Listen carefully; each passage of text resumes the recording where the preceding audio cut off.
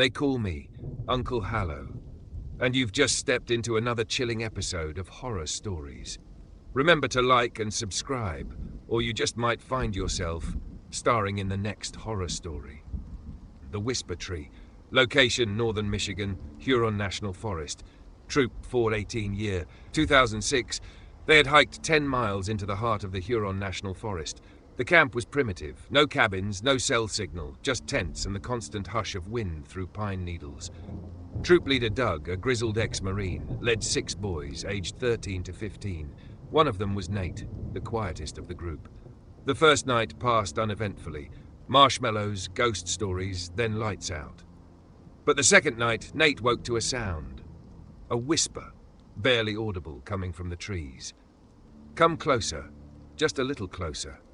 It was faint, almost carried by the wind, but it had a rhythm, a cadence too structured to be nature. He unzipped his tent and peered into the darkness. The whispering continued, now behind a tall cedar tree about 50 yards away. He approached it slowly. There were scratch marks in the bark, human-shaped hand dragging down the trunk. Nate stared, breath held. The whispering now came from within the tree itself. He pressed an ear to it. "Let me out!" he screamed. Doug and the others found him curled at the base of the tree. He claimed he'd heard a voice. Doug wrote it off as night terrors. But the next night, another boy, Jason, disappeared. No sign of struggle. His shoes were by the tent entrance, like he'd stepped out voluntarily. In the morning, they found his compass 30 feet from the same cedar tree. That night, Doug sat awake with a flashlight and a knife. At 2:14 a.m. he heard it, whispering, low and coaxing, calling his name. "Douglas, come listen. Come see what I showed the others." Doug saw the tree again. Its bark looked wet. He approached, mesmerized. The next morning, the scouts found Doug's flashlight near the tree. He was never found. Neither was Jason. Nate never went camping again. When interviewed years later, he told a reporter, it didn't take them. They wanted to go. That tree, it whispers to the ones who are most alone. The Man in the Sleeping Bag, location Ozark Mountains, Arkansas. Troop 152, year 1993. It was a rite of passage, a solo overnight.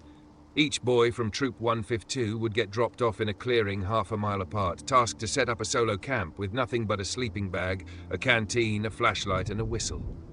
Tommy, a 15-year-old city kid, was nervous, but he didn't want to look like a coward. The sun set fast behind the mountains. The woods were too quiet. By midnight, Tommy swore he heard crunching leaves in a slow circling pattern around his sleeping bag.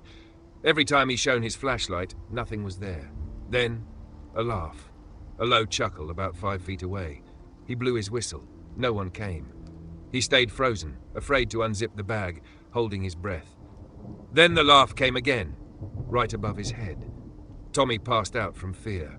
When the leaders came at dawn, they found him screaming, hysterical, with claw marks on the outside of his sleeping bag, but none inside.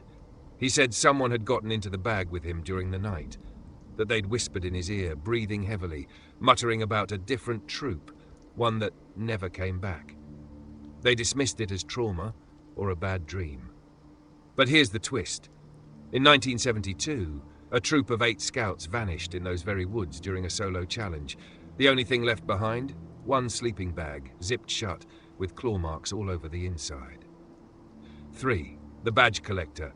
Location, Pine Barrens, New Jersey. It's a local legend in Jersey Scout circles, rarely told around campfires anymore. They say a man lives deep in the Pine Barrens, a former scout leader dishonorably discharged decades ago for inappropriate discipline. Real name unknown, but they call him the Badge Collector. He was obsessed with merit badges, not earning them, taking them, stripping them from the uniforms of scouts who wandered too far into the wrong part of the forest. 3 scouts from an unnamed troop went missing during a navigation exercise in the mid-80s. When a rescue team finally arrived, they found 3 empty uniforms nailed to a tree in a triangular pattern. No blood, no bodies, just the missing scouts' names embroidered above the breast pockets, their badges carefully removed and laid in a neat row beneath. The Park Service declared it an animal attack. But the ranger who found the uniforms quit that week and moved to Arizona. Before he left, he told his nephew, "I saw something in those woods. A tall man in a scoutmaster's uniform, no face, just shadows where it should have been. And the bastard had a sash covered in badges. Hundreds, maybe thousands. To this day, scouts in the Pine Barrens report hearing whistling in the woods late at night. The tune is always the same: be prepared. Some say if you lose a badge in the Pine Barrens, you've been marked. If you enjoyed this series of horror stories, make sure to visit our channel for more spine-chilling episodes. You never know what might be waiting for you next.